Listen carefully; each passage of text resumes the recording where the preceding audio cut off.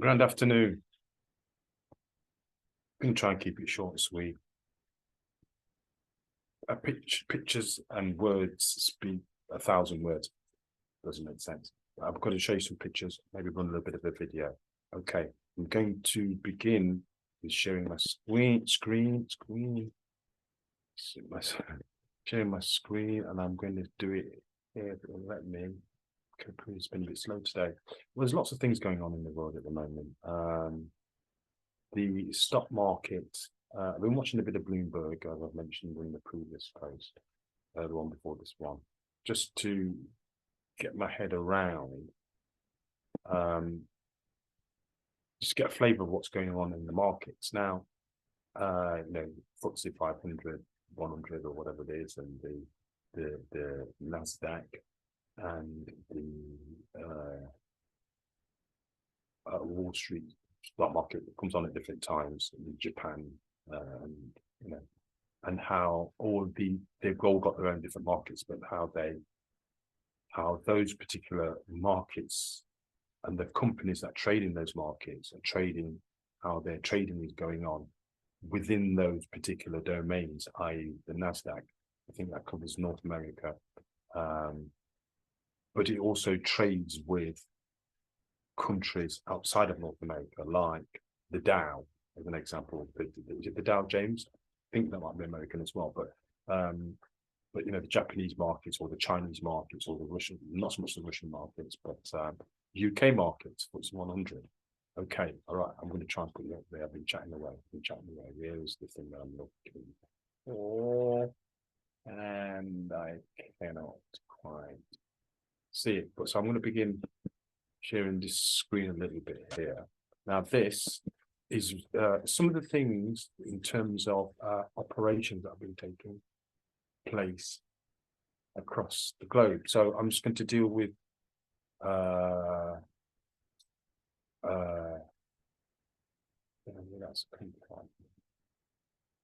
so here, the first fact that Dr. Fauci became aware of was that American taxpayers had contributed funding for potentially hazardous gain of function research in Wuhan, China. Now, why am I bringing that in? Okay, so the gain of function, right at the beginning of the pandemic, it talked about this wet market in which the virus sprang from, and we were all informed that it was something that was occurring in nature. It's a biological phenomena that was created because of what was happening on these wet markets. Now, it just happens next door to this particular wet market, that had bats and all sorts of exotic animals to eat, which is quite interesting. Next door to this market, there is a lab. And then obviously the lab's in Wuhan alongside the market. So what's not been talked about, and they've only been talked about since Dr. Fauci, actually, who I understand is Mother Teresa's son, and actually put pictures by the side of him, and they look very similar.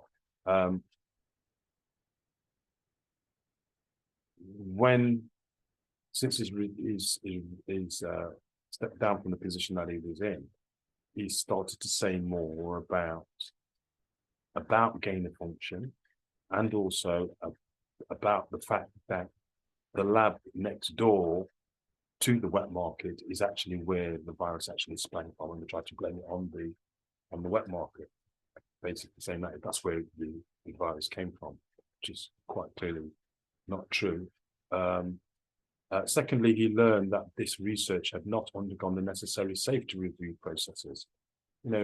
I remember sort of posting many things early doors about, especially when the treatments were being released. I remember Matt Hancock sort of saying, in April, so we got locked down in March. In April, he said, that he had got lots and lots of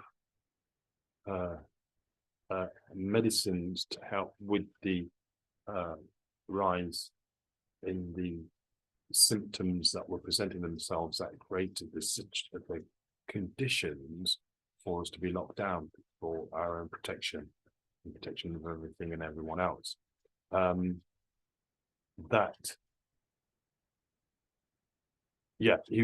Hancock had said that he's got a stockpile of this stuff from a well-known pharmaceutical company. And there was also, they made some connection with India at the time as well. So, and I was asking the question, well, how can you have all of this stuff? You know, when you don't know, can't be sure what it is. And also, if you do know what it is, it takes at least 5 years for all tests to be done to show their rigor and to ensure that they don't present a risk to the people that you're seeking to administer this medication and treatment to. So, so it hadn't done that at that time, and he knew it. Okay, so it's not so much that I'm wanting to talk about, but more the fact that at these high levels, because Fauci worked for, I can't remember who he was working for, but he was NIH. He was the main instigator and propagator, if you will, insisting and convincing the world that this was a necessary and worthwhile process and treatment of the treatment and the process of the treating and dispensing these treatments was absolutely necessary for the whole world to do that, knowing that everything about where the actual virus came from, the fact that it didn't come from a wet market, and also that the tests hadn't actually been done that were necessary for this patented treatment to be, as I say, dispensed between all and sundry, without being fully tested in the usual rigors and due diligence for developing a vaccine. They haven't gone through those processes. So, because he hasn't done those things, he's now in court alongside lots of other public officials that were saying one thing, knowing something completely different, and all that information is coming out now. We've got the lockdown tapes as an example that verifies some of the things that are on this screen here. There are emails here from this doctor here, which appears to substantiate Dr. Fauci's concerns. The email suggested that gain of function research at that's the Wuhan, I can't remember what it means actually, it's to do with Wuhan anyway, in the clinic, had been financed with American taxpayers' money. So that's the other thing. So what they're saying about the lab is that that was next door to the market. It was being financed by American money, and actually, and I do know that it's got a connection. That lab has got a connection with California, a lab in California, because some of the stuff from there went over there with some of the knowledge. So it seems that some of the tech was actually created in the States and then taken over to China in the lab and then released. He may have done a bit of work on it whilst he was over there. Okay, so I wanted to quickly do that. Okay, let me see if I can share another screen. So I need to get to this point quite quickly. Right, so the Dr. Fauci, there's going to be Matt Hancock, there's going to be Biden and his administration. Let me see if I can find. Oh, yes, it will. Yes, it will. Let me. The people behind Fauci is an example. We've got here, I'm going to just read this bit here. The Rockefellers have used their control via 200 foundations, many of which are on the stock market, the Fortune 500 companies, to hide the fact that they are the real masterminds behind. This is about the war in Ukraine. But some of these companies, because they also are also pharmaceutical companies, they're also on the Fortune 500. In fact, they all are, to be honest. So there's a connection here insofar as what's going on in Ukraine, and what that war is about on the surface and behind the scenes. It is believed that, again, that Ukraine has been a place where, vaccines have been made and created, and the creation of those vaccines by certain companies, Fortune 500 companies, are essentially around, they have a focus which is about depopulation or reducing the carbon footprint. These are all euphemisms, as far as I'm concerned, for genocide. And we can now begin to sort of see more about what's gone on and who's been involved in facilitating and perpetuating this mass, never done on this scale, genocide, attempts at genociding people, the population of the earth, humanity, if you will. Now, it might seem a bit far-fetched, but I don't think it is. And I think we're being encouraged to see it as being far-fetched.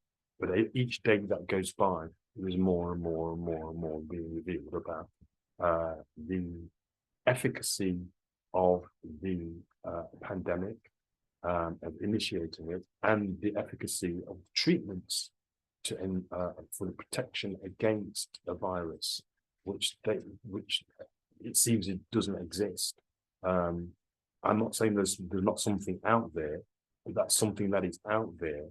The treatment for it doesn't appear to exist. In fact, it seems to be creating more illnesses across the population of the world, and with certain age groups that don't actually. And it was stated very clearly at the beginning that the chances of recovering from catching this ailment, this virus, which have the symptoms of flu, chances of recovery were very, very high, up into the 99.9 percentiles for particular groups of people, i.e. children, that are now receiving, have received this treatment, and who are dying in massive numbers worldwide. And that's why people are using language like bioweapon and genocide. Okay, but that's been at the top end. So politicians have been involved in this. Yes, okay.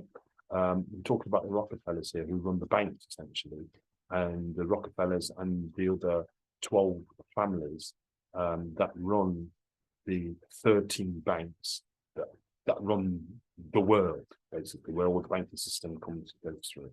Okay. So at that level, I'm hearing that the cleanup is complete. So lots of politicians, lots of congressmen, lots of financiers at quite a high level. I've been complicit in this mass attempt at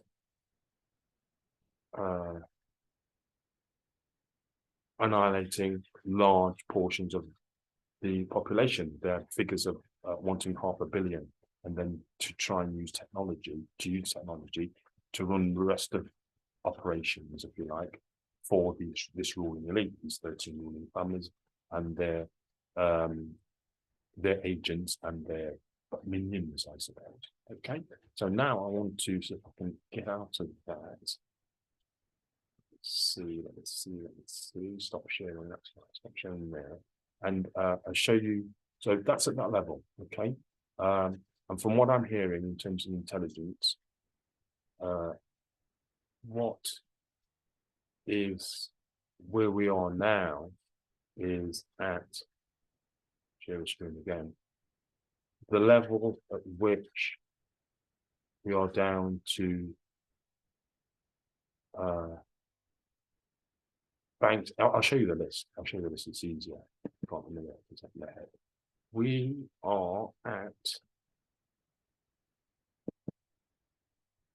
a level whereby banks, lawyers, it started to show together. Yes, it has.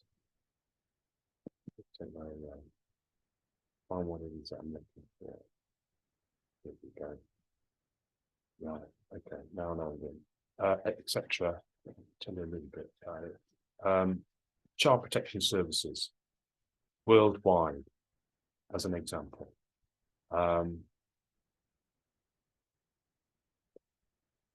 Will be the last to go. Okay.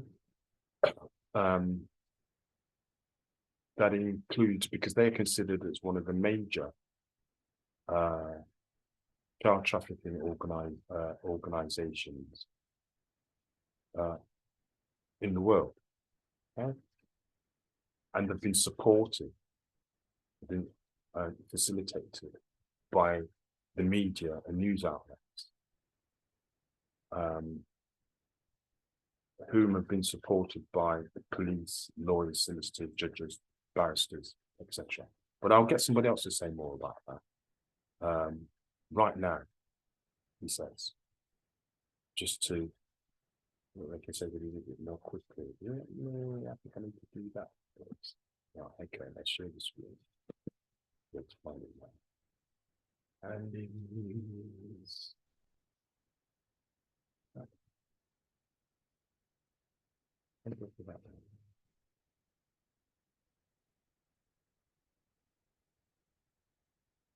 Don't know. I don't know if you can see that.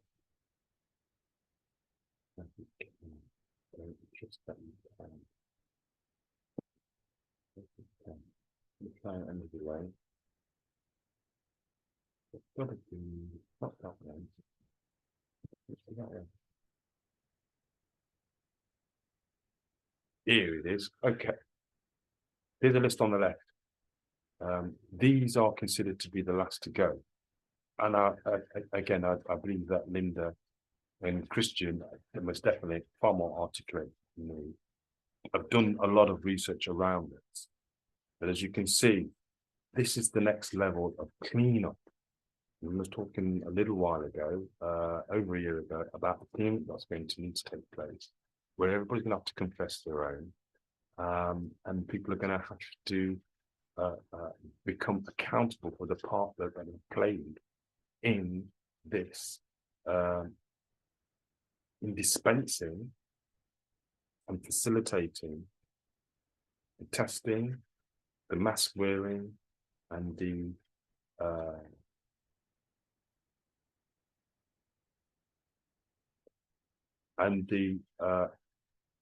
basically poisoning of people, and which cumulatively you would have to describe as tyranny by the UK Crown government, the UK Crown government incorporated and as a business, and its agencies and its agents that facilitate those agencies. So all what you can see on the left, these are the agencies that facilitate the workings of the United Kingdom. The United Kingdom also has responsibility for the judiciary across the Western world, and most of the rest of the not the rest of the world as well. Anywhere where there's a prime minister or a president, they will all have links back to, in a number of ways, through the judiciary and therefore through the banking system, because the banking system is also controlled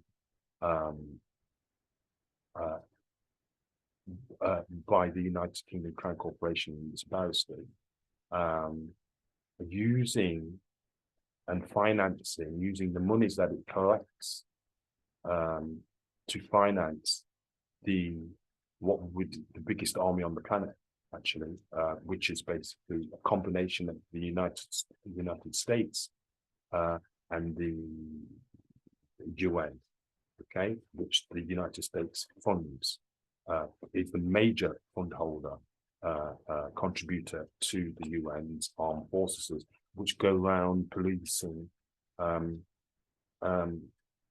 things like elections across the globe, and enforcing the treaties that they've created, enforcing the arrangements that they have foisted upon all nations on the planet, in order for them to make use of the petrodollar as the main currency for the globe. So everybody has to buy things using the dollar, and the petrodollar in particular. So rather than using their own assets. Okay, so that's what I was wanting to sort of, I'm just going to quickly play this a little bit here. Child Protective Services worldwide, okay? The biggest child trafficking organization in the world, Child Protective Services. So this is going to be the last today, but think about that. The biggest child trafficking organization in the world. Media and news outlets, oh my God, they're the worst. Police, lawyers, solicitors, judges, barristers, attorneys, the whole entire justice system worldwide, which is rotten to the core. Absolutely shot to the core. Also, they've been operating de facto. This is what that means. They've been operating unlawfully, illegally, without consent, and they've been operating surreptitiously under the guise of offering good governance, good, providing services to the people that enable the people, the sovereign citizens of the planet, to ensure that they do not experience or do not befall tyranny, and nothing happens to them that brings harm, injury, or loss. That hasn't been happening at all for at least the last 100 years, 250 years, and in some instances for the last 6,000 years. Yeah.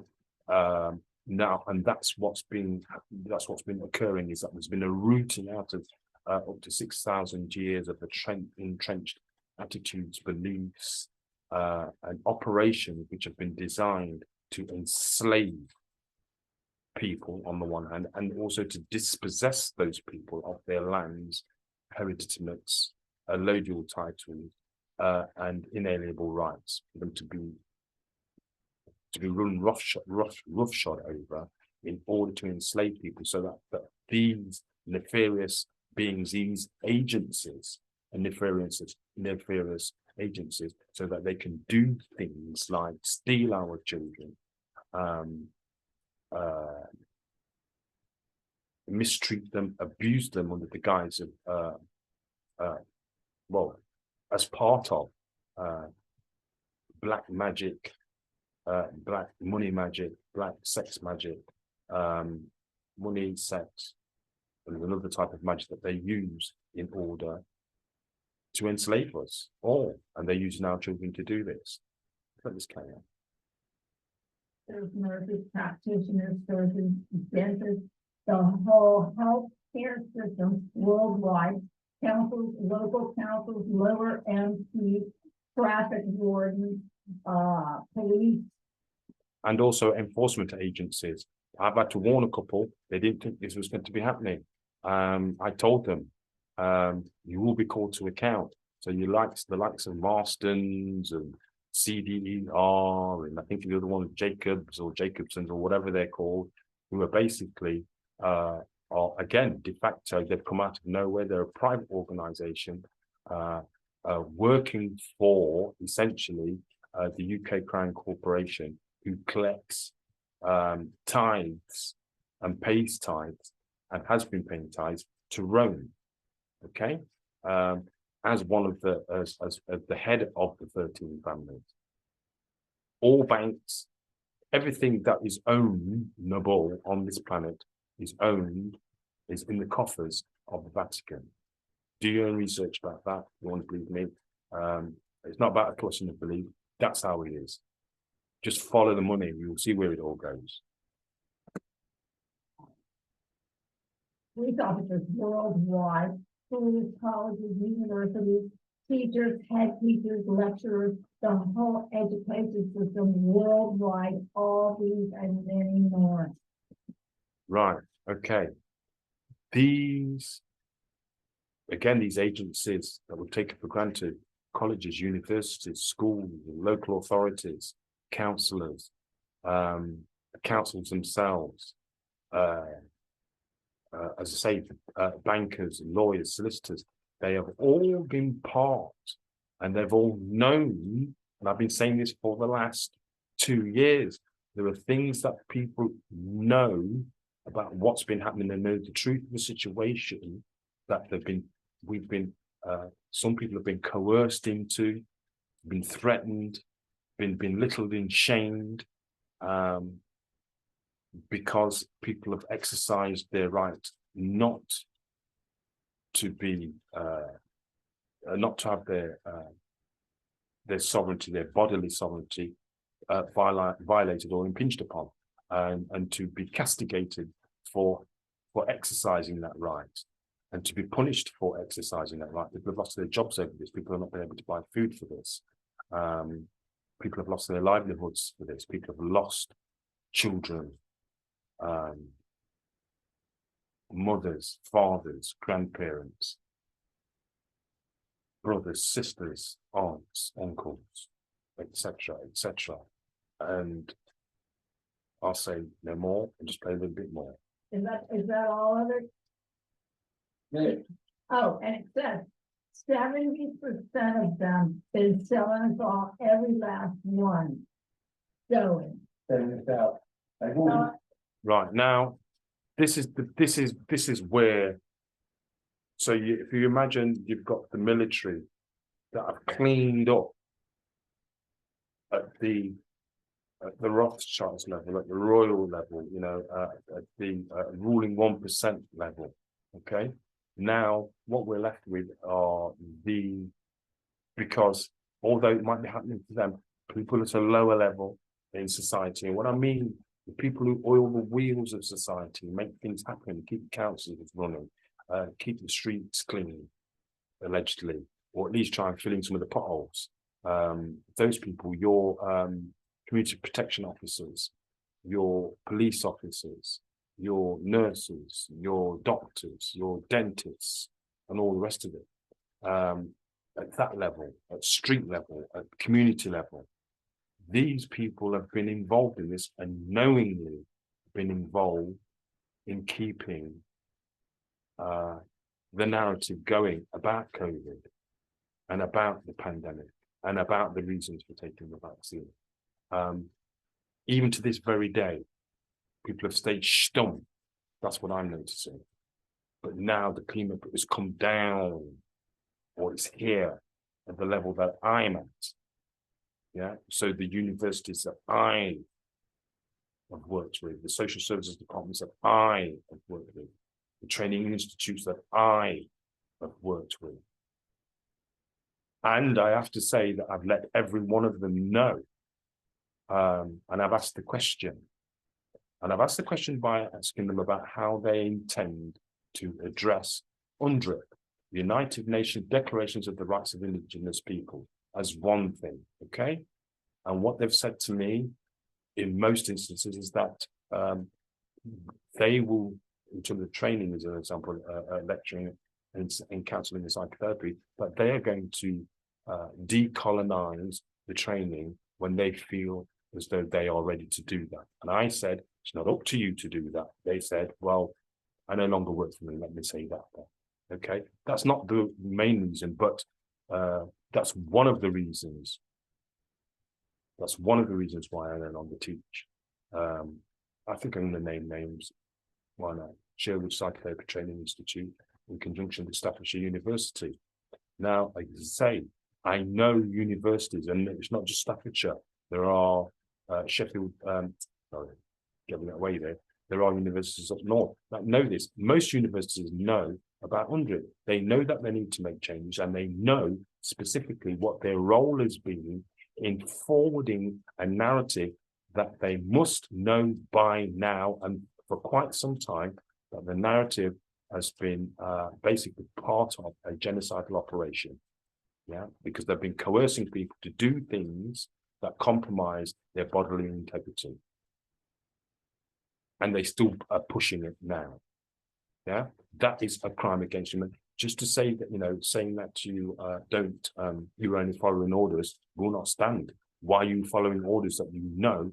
You must have some common sense to know that this stuff, what it is that you're following or you're encouraging, that you're virtually about, impinges upon, it causes harm, injury, and loss. People didn't seem to mind doing that as long as they were able to get what it is that they want to do, what it is that they wanted to do.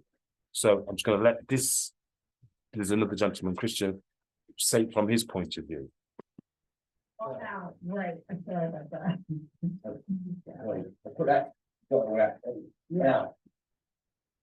And I think the first one is really, a lot of people are gonna have a real problem from the very top to the bottom of that list. But the Child Protective Services. If anyone's out there now watching this, and you're on that list, you'll pay the numbers. Your lists have expired. Yeah, you're out. You are out. Roll out. I remember saying, I think it might have been, I don't know. I remember talking about on one of my posts that all platforms, institutional platforms, were now defunct, obsolete, and were always de facto. All of them, including the police. And that's why I was asking the questions that I was asking of institutes, training institutes, and of universities, and of anybody. I've spoken to local politicians about it. They all know, maybe politicians. I've asked them to, they also knew about UNDRIP. They also knew what, they knew and have known about Jassara and Nasara, which I've not necessarily touched on. But I'm going to touch on that in another video, another posting, about what that means.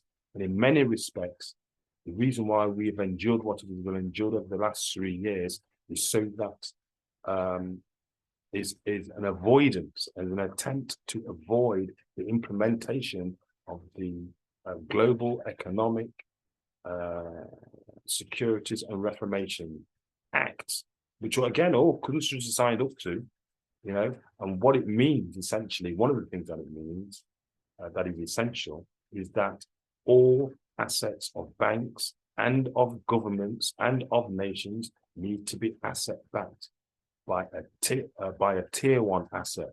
What traditionally what we've talked about there is gold and silver, precious metals, oil and gas.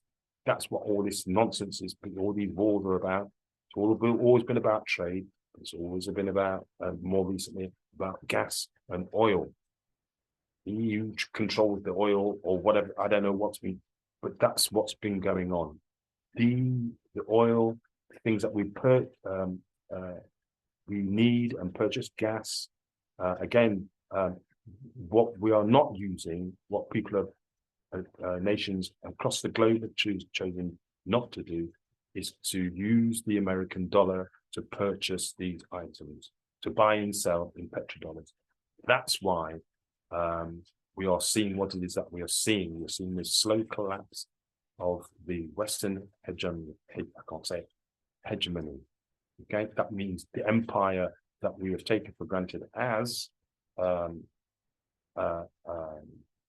Western Empire, if you will, democracy. It's failed big time, and it's done. It's over, and we're in the middle of a transition, which we call continuity of government, which was again issued to Obama back in 2014. That's when it should have started back then. Didn't want to do it. Should have started in 2001, I believe, as well.